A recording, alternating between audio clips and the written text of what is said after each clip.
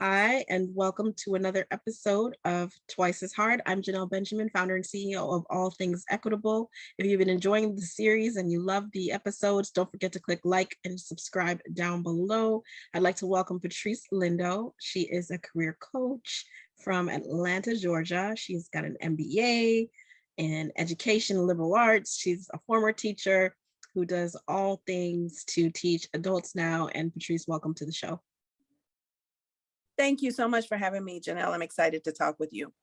I'm excited to talk to you too. Tell me a little bit about the career nomad. Let's start there. Well, Where did that name come from? So career nomad is a tongue-in-cheek kind of a nod, if you call it that, to the profession I work in my 9 to 5. I'm a senior manager at one of the bigger consulting firms.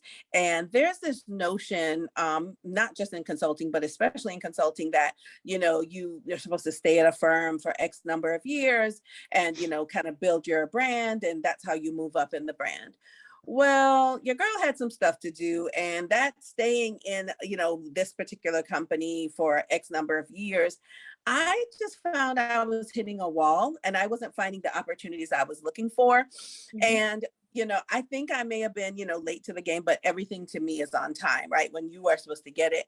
And literally I was at a firm, which ironically I'm back at now, but I was at a firm and I'd worked there for 6 years.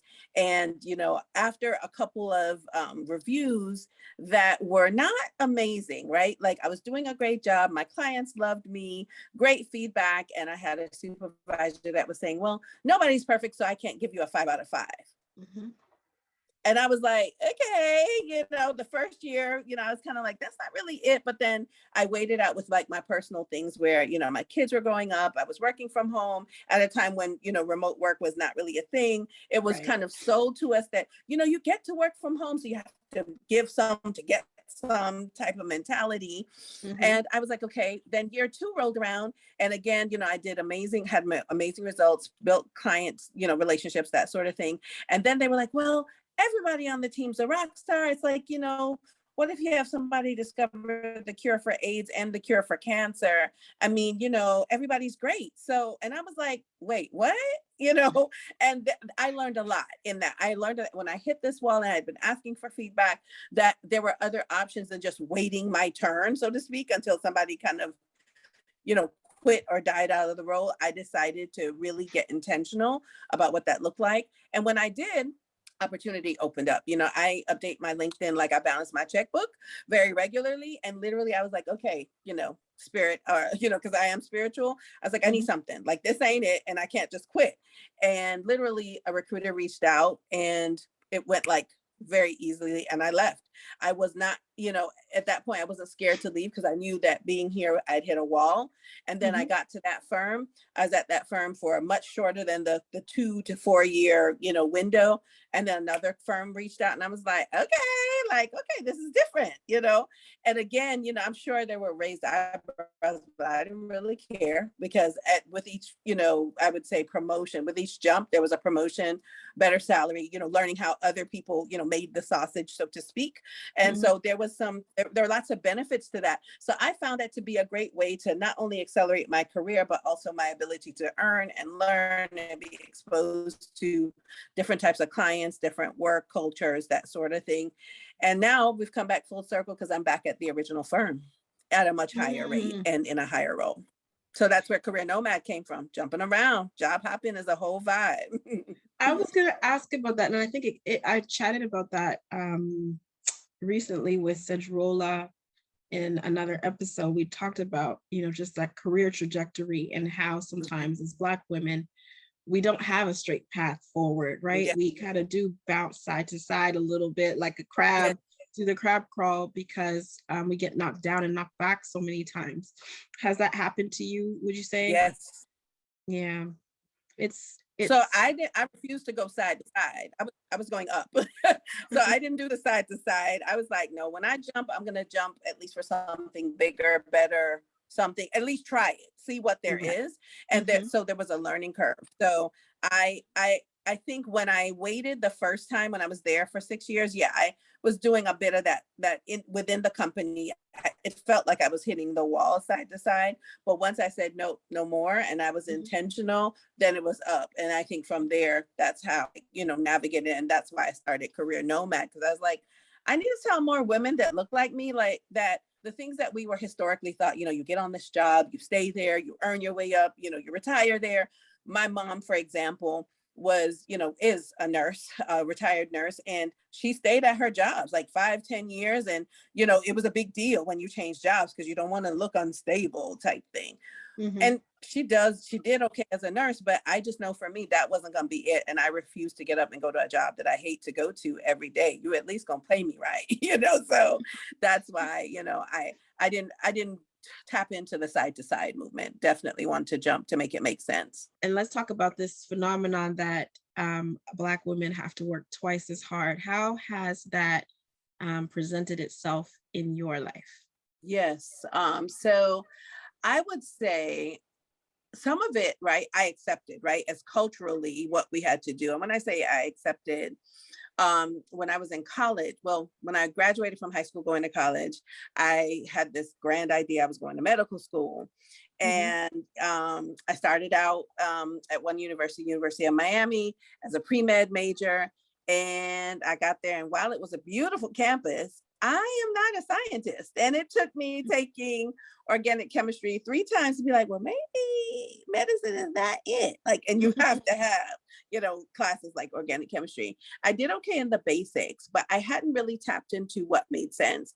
And it was very much, you got to get serious. You got to, really focus. If you fight hard enough, you can get it, right? That was what was kind of drilled into our heads. And so that's why I tried it 3 different times. And then I got to a place, where I was like, okay, like reality check, like you are not, your work, but you can be in a space of doing things that you love. So what is it that you love? And so I literally withdrew from the University of Miami after 1.5 years. I came home and I went to community college because I felt defeated. I was like, I put in all this work and I didn't, succeed. I wasn't able to push through, so to speak, tutors and help and all of this. So I went to community college. It was like the end of my 2nd year, and kind of got some more steam under me. And as I was doing that, I was working in the hospital, as an EKG tech, as a unit secretary, kind of, working and going to school and trying to kind of get back, so to speak, on my feet.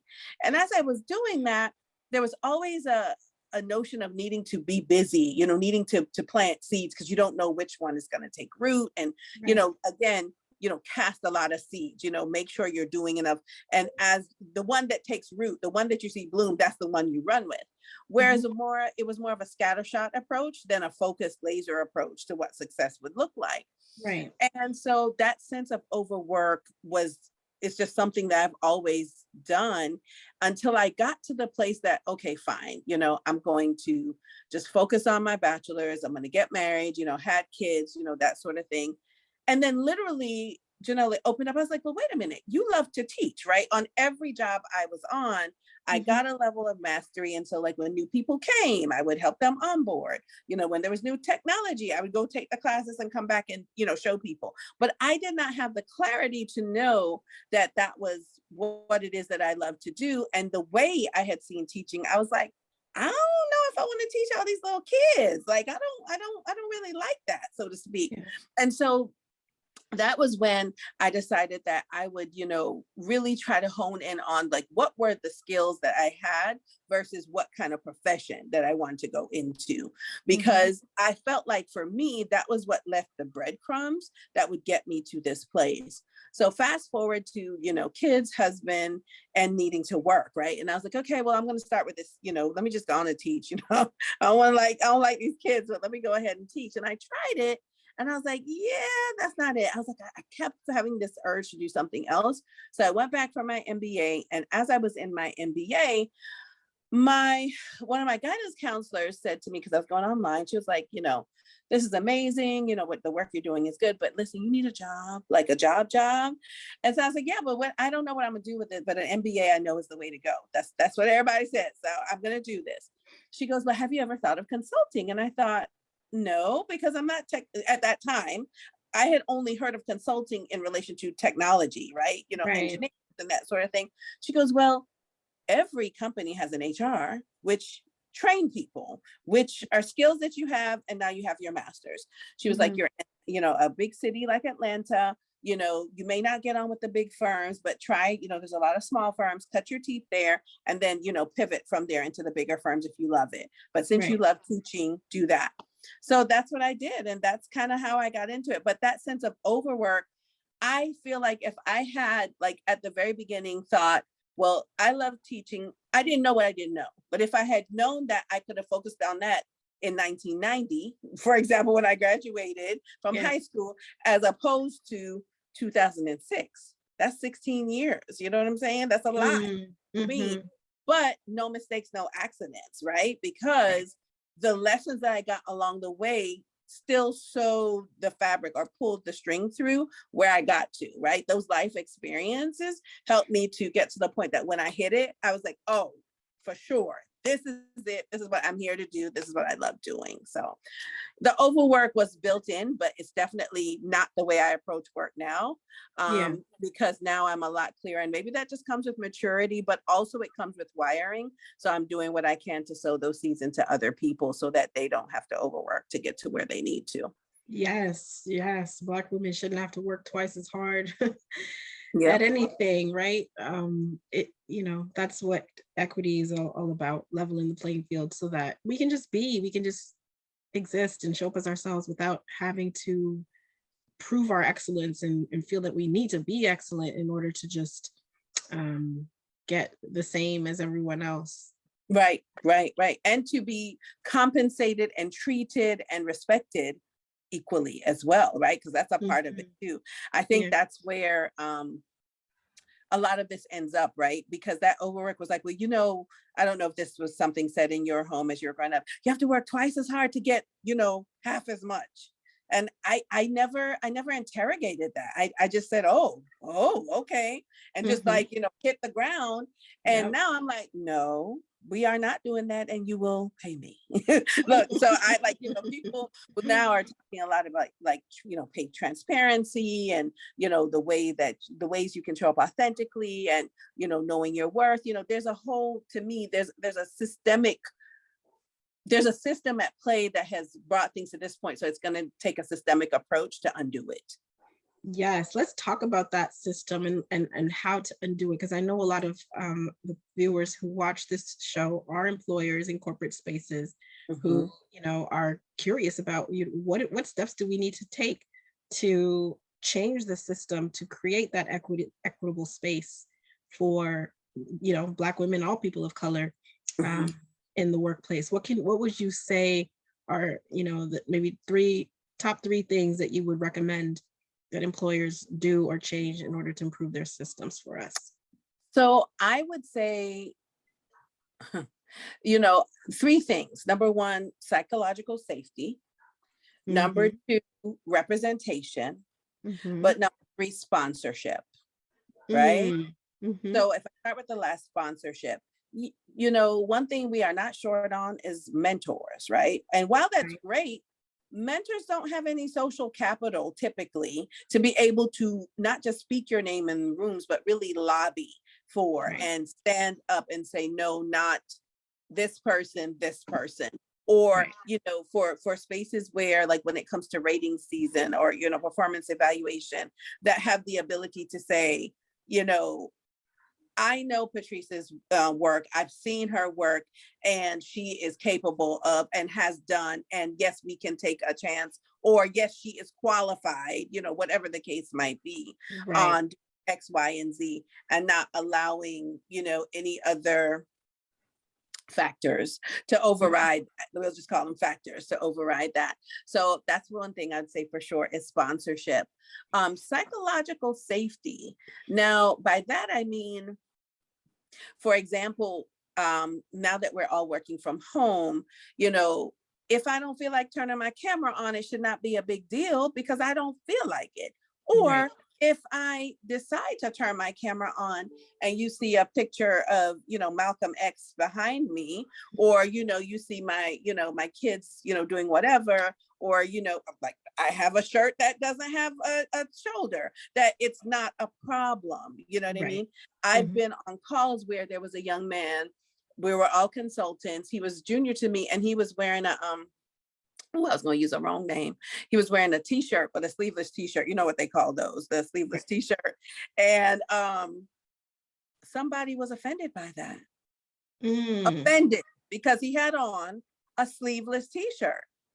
And I was like, and they talked about it and talked about it until leadership got involved. And this is inappropriate. On a Zoom call. That was at no less 7 p.m. at night. So it's not like, well, it shouldn't even matter the time. Like a little, we'll call it a vest. He was wearing the white vest. Exactly.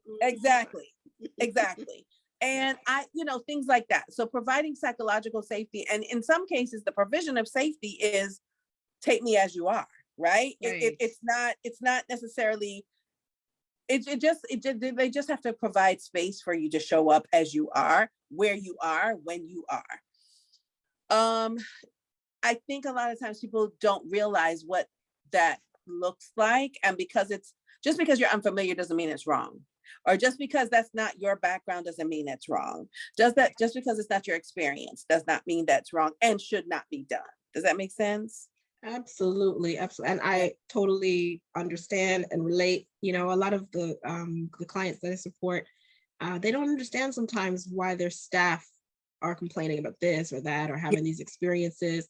They really just don't get it. And it's that, you haven't created that psychologically safe space for them. You haven't, modeled authenticity and kept an open door policy and allowed people to just be who they are. You're policing what they're wearing. You've got a dress code policy that is, still talks about what women should wear and what men should wear. And like the binary classification even is problematic. So there's a lot that organizational leaders, when you show them a policy, like I do a policy review and you show it to them and they say, oh, yes, then they start to see how the oppression is like baked in. Oh my goodness. To the organization. Yeah.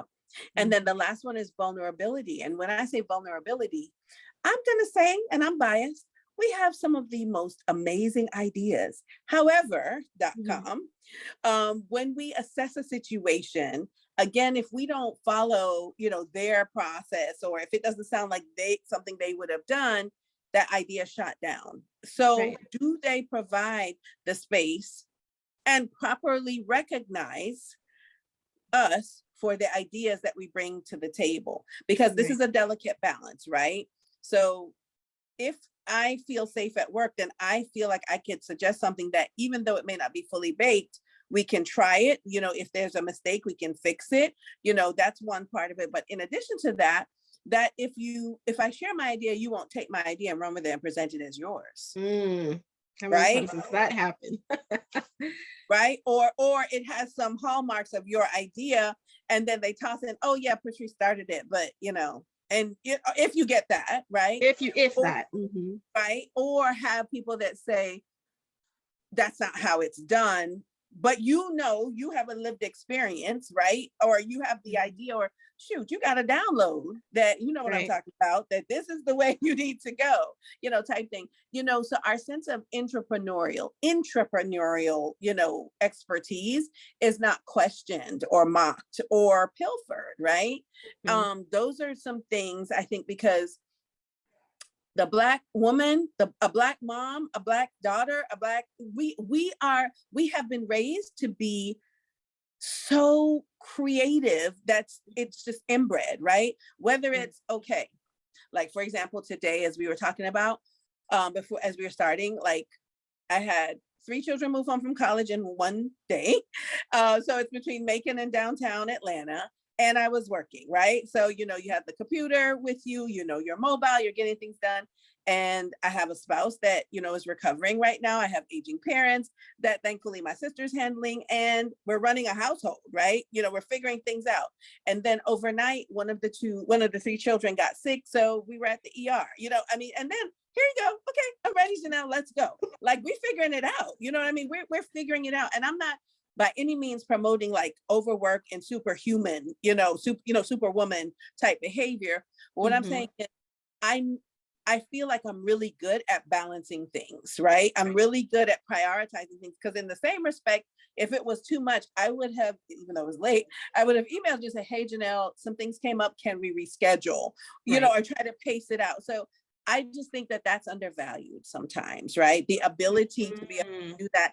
And also on the flip side, we are not always the best at saying, hey, I haven't done this before, but I can figure this out, because we're afraid to toot our own horns, right? Because we were taught also culturally, like, don't be too much, like, don't be too loud, don't tell people what you do. Well, this is where, like when I'm coaching women, I tell them, closed mouths don't get fed. Yeah. So channel whoever, whatever you need to be like, I am amazing at blah, blah, blah. I know how to influence people. I can make, difficult things easy. I know how to connect the dots in a way that my students, my clients, my team understands what needs to be done, that sort of thing. So we need to get better about self-promotion as well. Fake it till you make it. We have to do that. We absolutely have to do that, and get around some of that self-doubt that leaves us out. And I'm not going to let you get away, because you changed your third one. It was actually representation, and then you came back with vulnerability, but I'm glad you did, because you had some really great points on it. But you said that representation is one of the ways that organizational leaders need to improve their systems. So thank you for that. Look, they're all important, right? So representation, and by that I mean, well, you know this, there's not enough representation at the high enough levels of women that look like you and I.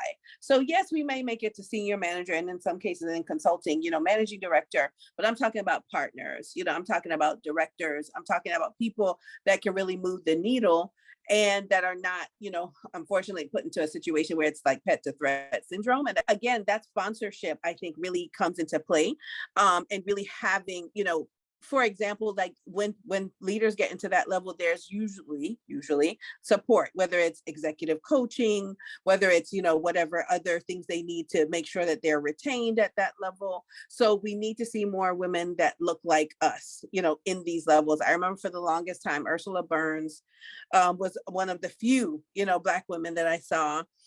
Just like, for example, Kimberly Bryant with Black Girls Code.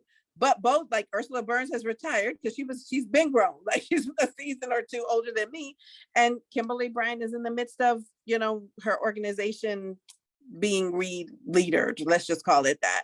And I mean, she grew that from the ground up. Those things, those women, and those are just two that are at the top of my head. We need more. We need more. We need more. We need more. And for those who are wondering, pet to threat is that phenomenon where, Black women come into a workplace and they are literally the almost like the teacher's pet, but the office pet. They're celebrated. They are, look how great she is. Look at all her qualifications and her shiny credentials. She comes with this and that, and she's fantastic. And then all of a sudden, the marginalization happens along the way. Somewhere along the way, we get sidelined, oppressed, spoken over, put in a corner, and then we're literally like we're the threat now. All of a sudden, they're threatened by us. And it happens at all levels. They no longer see our value. They start to devalue us. They devalue our work. They start to silence us. Blah blah blah. And then we're essentially pushed out of an organization. So that's pet to threat, and it happens to Black women particularly. I don't think any other group has that experience. I haven't lived my life as a Black man or a white woman or any, but I definitely know after, doing this series that it is just something that's happening unique to us as Black women. And studies have been done to prove it anyway. So that's just not the gospel according to Janelle. There are, studies out there that confirm this pet to threat phenomenon, and that it actually does impact us in very, very real and specific ways. I know it's impacted me. Has it impacted you, would you say? You may have to edit this, but yes, on my current role. Oh, we can edit it out if you want to, but that's spicy. If you're experiencing that in your current role, how do you navigate that? Maybe that's an instructive piece. So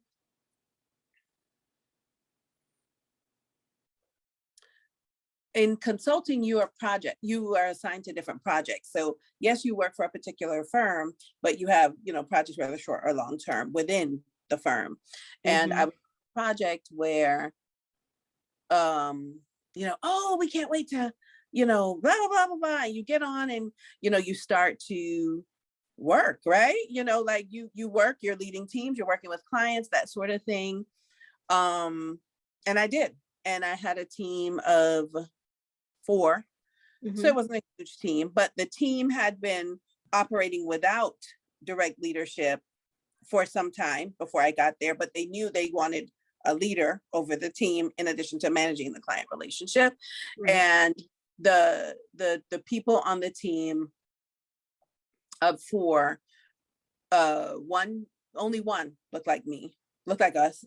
And so the others were like, basically, who is this bitch? Excuse my French, like what is this, And while, the funny thing is, Janelle, for me, and this is just who I am, when I come into a new situation, I assess the situation. So I observe. I don't come, unless the house is on fire, and the house was not on fire, I'm like, okay, y'all, do what you do. And I'm learning and I'm asking questions. I'm joining these, that sort of thing. But there was a lot of resentment to, me being the leader with things like,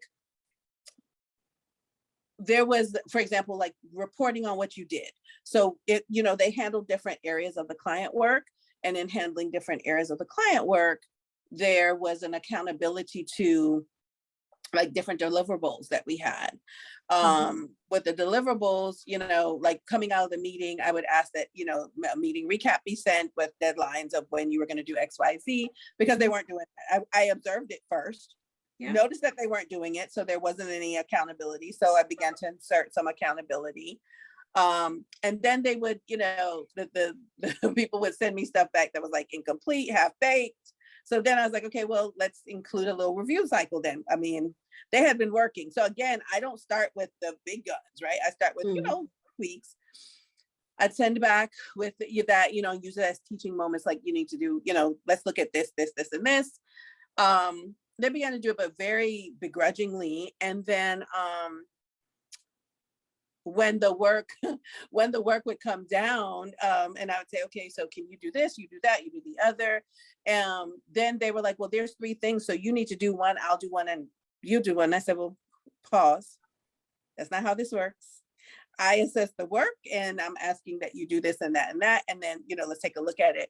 And they were very resistant to it. And I saw that when my non-Black lead, my lead would ask, there was no questions. Anything they would do. So that went on for a while, and I had documented, because first or second time it's not a big deal, but when it became chronic, I went back to them and I was like, hey, I'm noticing these things, like this isn't, while we're here to manage a team, we're not in school, and I just feel like there's a lot of churn with getting things out. Right. And I did exactly what they said. I took their advice. I did exactly what they said. And it was still met with resistance. Long story short, it came to a head where they cycled out the person that looked like me and brought in one more person that looked like them. And that person, boy, he was hot about it. First of all, he wanted to know, how did I get here? How did I get to this position? Which, okay, whatever. I was hired in for this role, back to the organization, but okay, we're here. And in his onboarding, which the person that looked like me that was exiting, he was conducting it. He had created, a plan for how it would be done. It became like a almost very confrontational type onboarding process. And I would drop in, once I was alerted that there was an issue, because I didn't want to overcrowd this person. And when I came, like one of the pieces of feedback that I gave after observing the interaction was, to the new person, hey, maybe hold on a little bit, make a list of your questions, let the exiting person, kind of go through the flow. And then, we'll catch up on your questions, unless it's just something, some kind of burning platform. Right. He took exception to that. How dare I who says, and so I explained to the best of my ability, but this is what we're doing. Like, I understand what you're saying, but this is what we do, type thing. And then there was one thing in particular was that in this training period, there was a meeting that we were having, and he said, oh, he had a conflict. He had another meeting. So I said, oh, okay. Are you 100% on this project? Because I didn't realize it. It's not like PTO. I said, is there something critical? Is it something critical? Because this is really considered prep for client work. And so he goes, no, it's a firm obligation. And I said, okay, can you give me a little bit more insight? Because now I'm trying to decide, how do I cover this meeting, that sort of thing. And he took exception to me asking, like, he's 100% on, and how dare I? So when I got to my bigger boss, long story short was that I was released from the project. And I don't know whether he's still on the project or not, but they were on one side and I was the other. And when I asked my lead in this call, I was like, what is happening right now? He was like, well, I just don't think you're a fit anymore, Right. Oh yeah. And so I was like, oh, okay. I mean, Janelle, it was crazy, but I've been off that project, and look, praise the Lord. I hope y'all doing all right over there. But it cemented my doubling down on the career coaching that I'm doing for women that look like this, because we present in a way, and I'm going to make a generalization.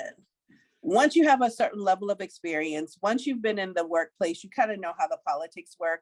You also have a level of expertise in your work. That doesn't mean we know everything, but we definitely know how to lead. We know how to influence. We know how to spot an issue. We know when to ask for help, right? And if it wasn't for the network I had outside of this project, I probably would have left the firm. Oh my goodness. Again. Well, I appreciate you sharing that story and being so vulnerable despite your circumstances and being currently employed there. We don't need to name the company. But you shouldn't have those experiences. And what you're sharing is an experience of so many people, right? Where, we're not even entitled to ask questions in our role, right? It's just. And the support is not always the support. No, the support isn't there when we do, right? It's they smile, they pretend, and then they relegate you. They reassign you. You get silenced because you almost get forgotten, right? Yeah. They forget to engage you. They forget to work with you. And then you're also supposed to talk about it, right? It's kind of like think our business is our business. You keep it in the house, you don't say anything. And that's the other thing. It's that I can't suggest or recommend that people advocate for themselves when I'm not ready to do that for myself. Mm-hmm. It's a personal decision, right? It's a personal decision about but it helped for me to really punctuate why I'm doing the work that I'm doing, because we can get another job, we can start another business, we can figure it out, right? We can figure out what to look like. But what happens to my 20-year-old daughter that goes to work and somebody talks to her crazy and she's still transitioning into being an adult, for example? What does that look like for her, right? And so, what does that look like for, a colleague of mine that's been in one, I would say, well, not even colleague, let's just say someone I know that is in a position for 20 years and they're like, well, I'm too old to start something new, and they're treating you horribly. No, you can't. I can help you. You have key transferable skills that you can use to be able to pivot into something else, for either into something else or into a new job. What does that need to look like? How can you repackage, who you are to really speak results? That's what I work on. Because a lot of this we have up here, right? But how do we make it come out, in a way that resonates? And how do we, create that safety for ourselves as we are saying, no, it's not okay that you treat me like this, and I have a plan. That's amazing. How can people reach you, Patrice, if they want to work with you? So they can reach out to me on LinkedIn. On LinkedIn as the Career Nomad. They can shoot me an email at hello@patricelindo.com, or they can follow me on TikTok, where I have been a part of, or created, I should say, this Before You Quit community. So if you are in a position where you're ready to quit, but you're not quite sure how to do it and what you need to think about, or if you are in a position where you've been laid off, or, whatever the case might be, you're not working and you want to figure out, well, how can you get things really rolling in a way that makes sense to you? Or in the middle of a transition, right? You've been in that role, for 10 years. You want to try something, you need to try something new. You can reach Right. out to on TikTok as well.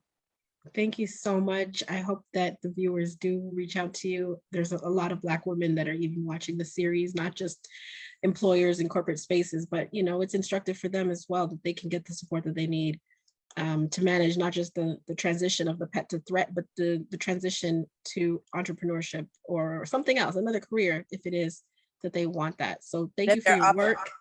There are options out there. There are options out there. We don't have to work twice as hard. We don't have to do all those things.